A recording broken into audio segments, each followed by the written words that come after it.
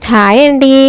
ఈరోజు Friday. So morning పిల్లలు స్కూల్కి వెళ్ళిపోయిన తర్వాత, హస్బెండ్ ఆఫీస్కి వెళ్ళిపోయిన తర్వాత సో ఇన్ని బౌల్స్ అయితే పడినాయి అనమాట. సో బ్రేక్ఫాస్ట్వి, లంచ్ బాక్స్ ప్యాక్ చేసిన బౌలన్నీ మొత్తం నీట్గా కడిగేసుకొని ఎక్కడెక్కడ మొత్తం సర్దేసుకున్నా. తర్వాత సింక్ అయితే మొత్తం నీట్గా క్లీన్ చేసుకున్నా. దుబాయ్లో శాండ్ ఎక్కువ వస్తుంది కదా, సో శాండ్ వల్ల మొత్తం డర్టీ అయిపోయిందనమాట.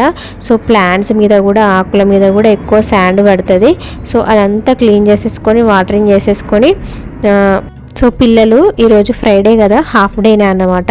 సో తొందరగా వచ్చేస్తారు. సో వాళ్ళు వచ్చేలోపు క్లీనింగ్ చేసేసుకొని లంచ్ కూడా ప్రిపేర్ చేసి పెట్టుకోవాలి.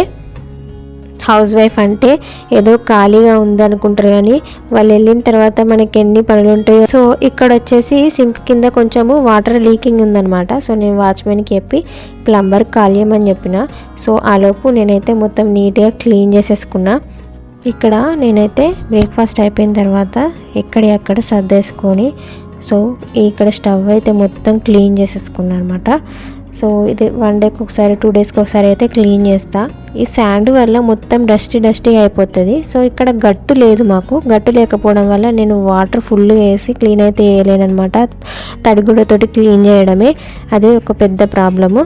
సో కిచెన్ క్లీనింగ్ అయితే అయిపోయింది. సో వీడియో నచ్చినట్లయితే సబ్స్క్రైబ్ చేసుకోవచ్చు కదా.